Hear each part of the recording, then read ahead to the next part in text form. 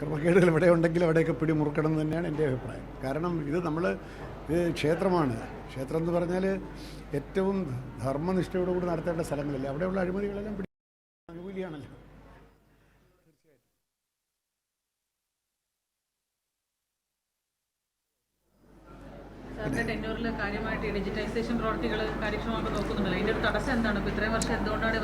ഇത് വളരെ കാലമായിട്ട് കോടതിയും പറയുന്നുണ്ട്, ഓഡിറ്റ് പറയുന്നുണ്ട്.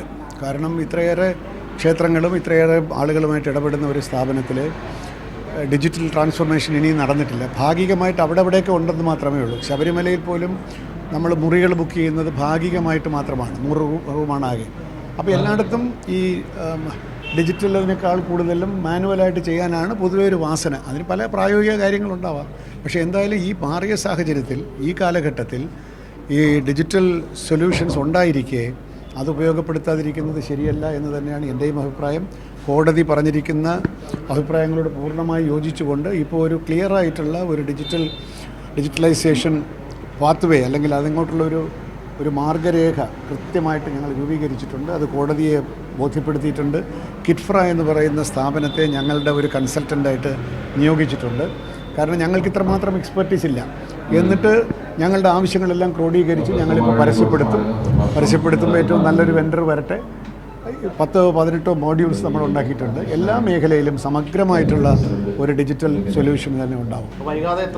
എത്രയും പെട്ടെന്ന് മുഴുവനും കൂടി ഒരുമിച്ച് ചെയ്യാൻ സാധിച്ചില്ലെങ്കിലും ആളുകളുമായിട്ട് ഇടപെടുന്ന മേഖലകളിലൊക്കെ ആദ്യം ഒരുപാട് ഫിനാൻഷ്യൽ ഡീലിങ്സ് ഉള്ളതിലൊക്കെ ആദ്യം ഇടപെട്ടിട്ടുണ്ട്. 1 വർഷം കൊണ്ട് കംപ്ലീറ്റ്ലി ഡിജിറ്റലിലേക്ക് പോകണം എന്ന്.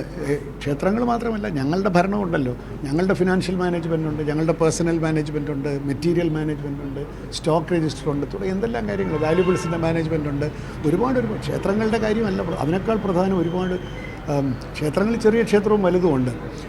ഒരുപാട് കാര്യങ്ങൾ ചെയ്യേണ്ടതായിട്ടുണ്ട്.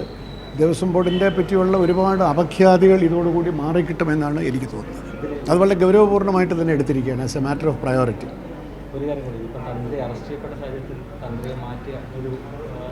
അതിനെപ്പറ്റിയൊന്നും ഇപ്പോൾ പ്രതികരിക്കാനുള്ളൊരു സമയമായിട്ടില്ല. കാരണം മഹേഷ് മോഹനരാണ് ഇപ്പോഴത്തെ തന്ത്രി. അദ്ദേഹത്തിനടുത്ത് ഒക്ടോബർ മാസം 2026 ഒക്ടോബർ വരെ മഹേഷിന് തുടരാം. അയാൾ മാറി പുതിയ തന്ത്രി വരുമ്പോൾ, രാജീവരുടെ ഊഴം വരുമ്പോൾ എന്ത് ചെയ്യണം എന്നുള്ളത് അപ്പോൾ തീരുമാനിച്ചാൽ മതി. മുൻകൂട്ടി ഞാനിപ്പോൾ എന്തെങ്കിലും പറയുന്നത് അപ്രസക്തമായിരിക്കുമെന്നാണ് എനിക്ക് തോന്നുന്നത്. വരുന്ന സമയത്ത് ഏറ്റവും ധർമ്മനിഷ്ഠമായിട്ടുള്ള തീരുമാനമെടുക്കുന്നുള്ള കാര്യത്തിൽ ഒരു സംശയവും വേണ്ട.